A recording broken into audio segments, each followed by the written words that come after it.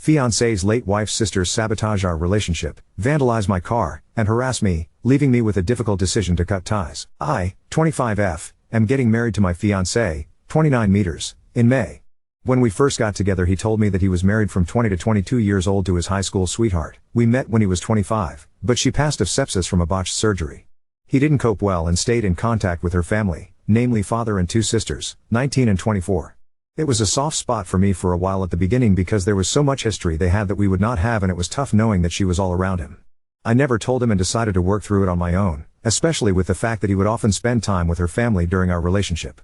Her birthday, their anniversary and anniversary of her death, he'd spend the day with her family. It was uncomfortable at first knowing the man I loved was reminiscing about love he had with someone else, but I kept trying to see it from his perspective, and the last couple years I am completely secure in our relationship and it doesn't bother me much anymore. Well, he proposed this time last year and I was over the moon. I love this man with all my heart, but I recently learned that he never told them that we got engaged. I've been trying local coffee shops the past few months rather than my usual run and tried a new one. His LW's sister worked there, and other than being awkward, she did a double take of my engagement ring and looked really unhappy. I didn't mention it and left. My fiancé told me that she kept messaging him on social media about it, and I wasn't happy that he kept it a secret. He apologized and was very depleted by it all. He said that he didn't want to hide me, but he didn't want to hurt them either, and that both of us were a huge part of his life. I understand that and let him off the hook slightly, just told him to be upfront with them from now on. That was At least I thought so. A week ago, on Sunday, I got a message from the 24 years old asking if I was happy with myself, that I would never replace his LW, and that if she was still alive he'd chose her over me every time. She even said that he only kept me around for me money and something to stick his D/CK in. I ignored it, but I can't say that it didn't affect me.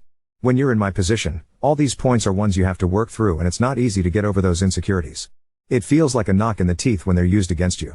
I mentioned it to him and he comforted me and reassured me. He said he'd set boundaries with her and I'd never have to hear from her again.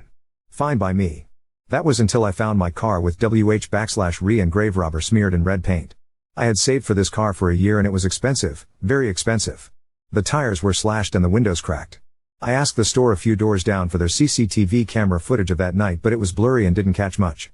It did manage to catch half a license plate though, and the color and make of a car. It was his LW's youngest sister's car. I told him I was filing a police report and he asked me to hold off until he talked to them first. I told him no, but I would if they paid for the damages and apologized to my face. He set up the meeting for last night and it didn't go well, to say the least. Everyone was shouting. The sisters told me they, yes both of them, had nothing to be sorry for and that I should leave their family alone, including my fiancé and their family. He told them that it wasn't fair to him to be lonely forever and that he'd hope they'd be supportive of him finding love again. They told him he was betraying LW and that he never loved her if he'd marry someone else. They didn't have a problem with him having a new GF because he'd realized she was the only one for him and get tired of me.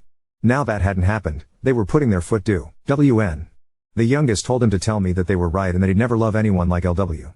My fiancé broke down at the table. I picked him up and made us leave. I told them I'd be filing a report and suing for damages, and the next time they saw us would be in court. When we got back and calmed down, I gave him an ultimatum. Either he cuts contact or we call of the wedding and go out separate ways. I wasn't going to live my life with this harassment and someday subject my children to their bullying. He said they would never bully a child, but I shot him down and said he didn't expect any of this either. He called their father, who was fairly chill about it all but still defending his daughters. They say I shouldn't control him and that I'm horrible for cutting them off. I don't know what to do. I can't live like this and I don't think I should have to just because we're getting married. Mini update. Hey everyone, just a mini update to clear some things up before I have a discussion with my fiancé either later today or tomorrow about my ultimatum. I didn't sleep at all yesterday or the night before, for obvious reasons. There's a ding on my phone at least once an hour from them saying one thing or another, mainly the 19-yo, and I don't know what they've told people, but I've got a message from one of their uncles and grandparents calling me horrible stuff too. So obviously they've been spreading what's happened this week and twisting it. I haven't blocked them because I want to gain as much evidence as I can for the inevitable case. Regardless of any outcome with my fiancé, I will be suing and filing a criminal case for harassment and vandalism and looking for a restraining order. I just haven't had the mental fortitude to do so yet. I'm hoping my fiancé will help me. I haven't spoken to my fiancé since the argument at the table, other than to tell him they go or I do. It was my choice to give him a couple days space to come to terms with everything, and I will contact him when I'm ready. All of this, from the first message till now, has been a week. It's a huge weight to contemplate leaving people you've known for 15 years and who you grew up with. He did set hard boundaries with the sister from the coffee shop, as I've seen the messages. He said, paraphrasing, "You have no right talking to Op at all if this is how you're going to behave. She doesn't deserve this and you've gone too far. Why are you being like this?"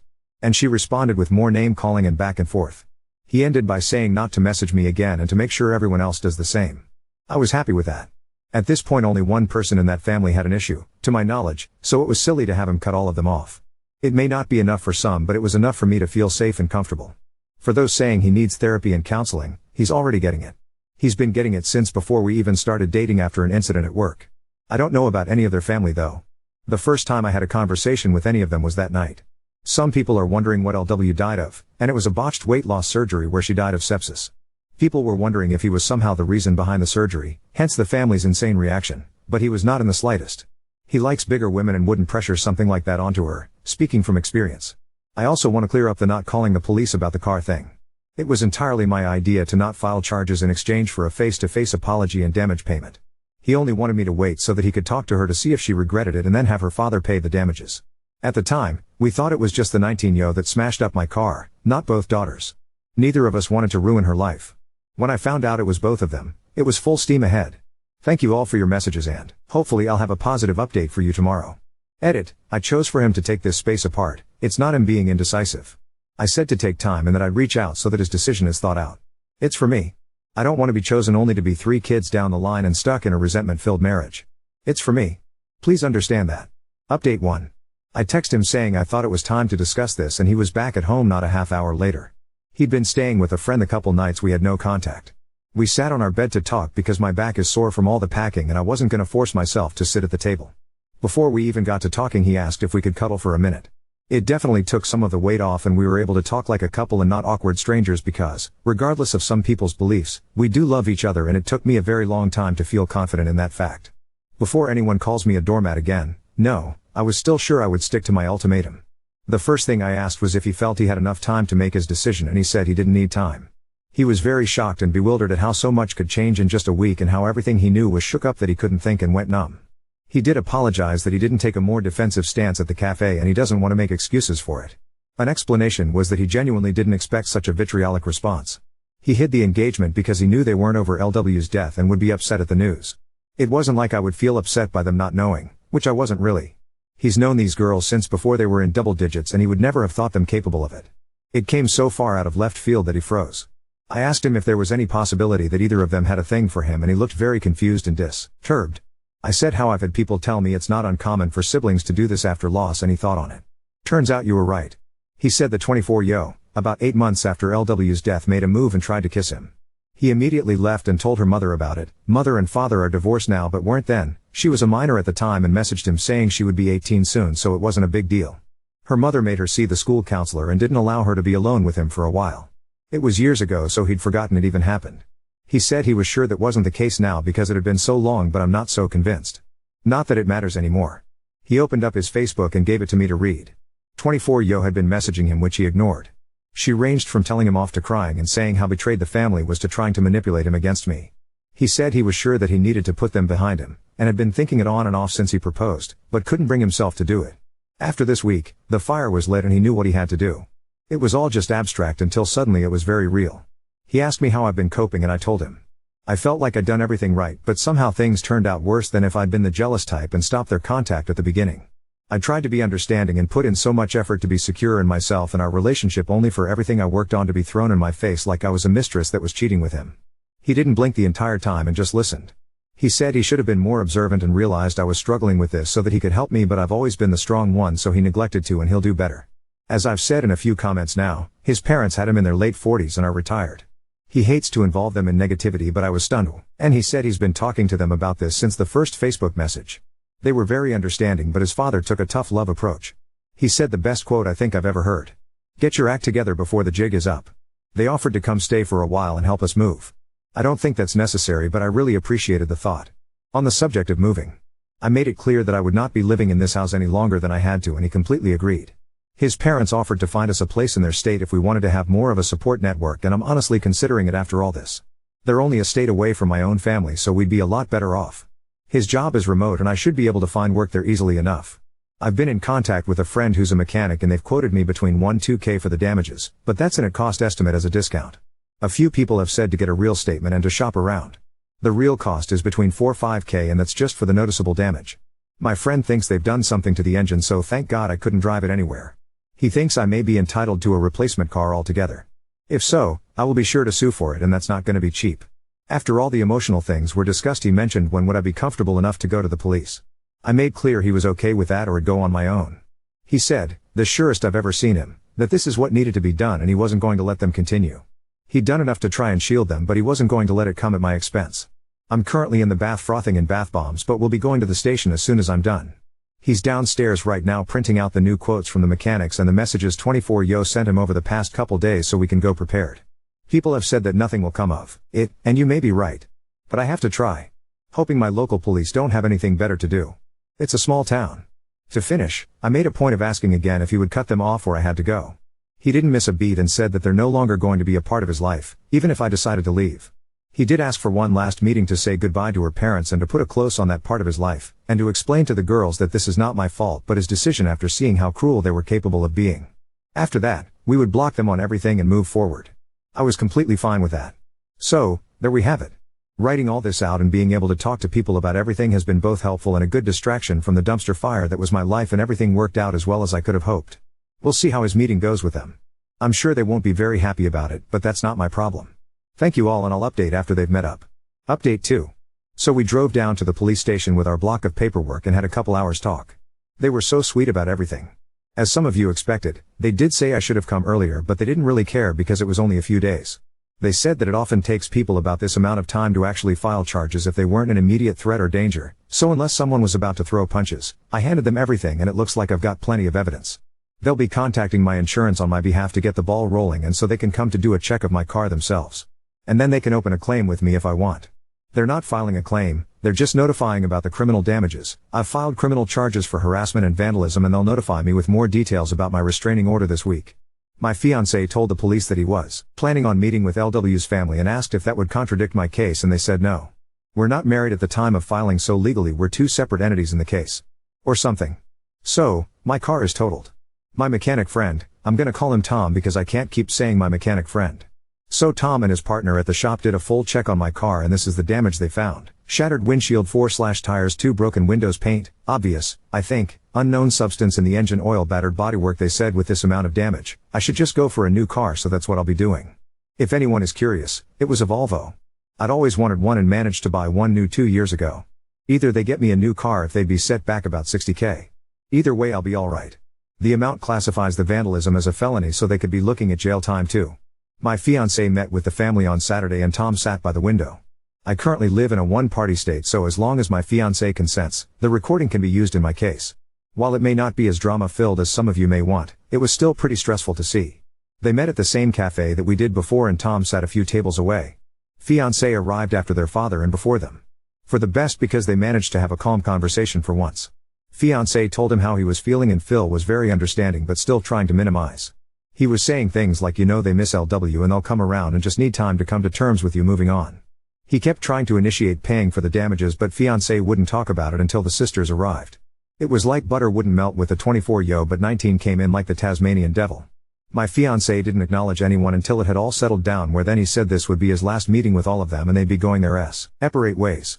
He turned to the girls and said that he would miss who he thought they were, but the way they could treat people horrified him, especially me. He said that this was all him and they needed to accept that I was not to blame. He even said that it was me who offered the apology in exchange for not filing charges. The 19yo then interrupted asking what charges and that no one was going to charge them for barely touching a car. She was a deer in headlights when he asked what they'd done to the engine oil, and the two looked at each other. Seems they didn't expect me to find that out. Cue up the groveling. 24yo actually tried to touch his hand and told him he had to stop me pressing charges because this would ruin her and interfere with 19yo's college. He said it was too late and the cops should be issuing a warrant soon. It can take a few days. I thought it was an instant thing, but apparently not. This is when their dad got involved again and said for everyone to calm down and fix this like adults. Now he wants his girls to be adults. I see. He asked if fiancé would convince me to drop the charges in exchange for that apology and he'd pay the damages. When my fiancé said it was $60K, the eyes he gave to those women would shave the hair off a cat. The video wasn't the best, but I swear I could see the color drain from their faces. I may sound awful, but I enjoyed it. Call me what you will. They kept going on about apologizing and that they'd pay, but he just said it was too late and he was done. He tried to be civil, but they were the ones that wouldn't let it go. 24yo actually asked him to set up a meeting with me so they could get to know me and put it all behind us. He didn't reply, and after the silence they piped up again like, so she won't even meet us? So she's behind all this because she doesn't want us around. We'll see about that. Not using exact quotes because I don't know if I'm allowed, so not risking it, things like that. They went on and frankly it was funny more than hurtful. But they did incriminate themselves more and more for my harassment case, and the nail in the coffin was when 19 said if we can do that to a car, imagine what else we could do. That, my friends, is both a confession and a threat of bodily harm. My fiancé said one loud stop before wishing Phil well and telling the girls to not come near me. He then got up and left. That's where the recording ends because we wouldn't be able to use anything afterwards anyway. As for moving, we're pretty much all packed up and have a truck coming on Friday. We'll be staying with his parents until we find a place. We're looking at buying this time but might get an RV in the meantime so we're not all stepping on each other. I doubt his parents would mind at all, but this is the last update for a while, I think. I have a wedding to finish, a venue to change, new invites etc. and less than 2 months to do it. Send help. But thank you all for being ears and helping me get through this. If only to distract me from ruminating and digging a huge mental hole. Final update, 6 hours ago, so it's been a while, guys. Calling the past few months a roller coaster wouldn't quite do it justice. A lot has happened and I hope I don't leave anything out. Here goes. So, first off, we've moved away. We're only a couple towns over from my husband's parents, legally, but we kinda just live in their backyard and my own are the next state over. Hallelujah. It's been really great living in our new RV and we've been able to take small trips now and then too, which has been great for a breather. Took a chunk out of our house savings but we're not too worried about it. Looking for a house has been fun too.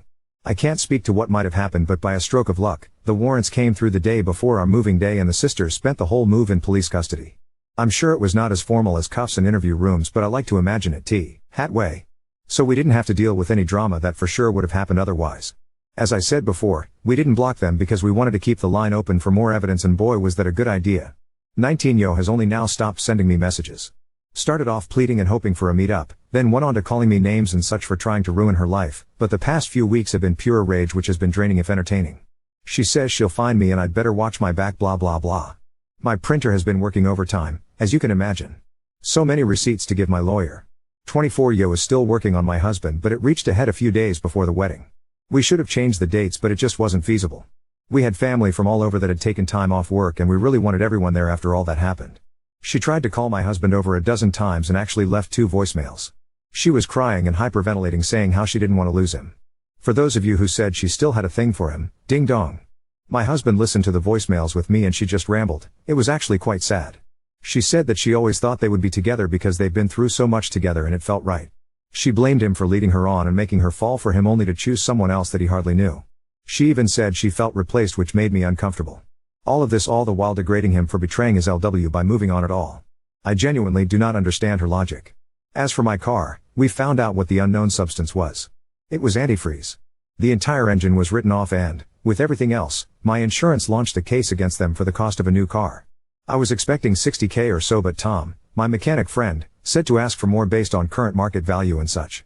They came back with a new offer of $75,000. It took over a month for the money to hit my account, but I got it. As for the case, I'm no longer going after them for the repayment, my insurance is, so that's one less thing I have to worry about.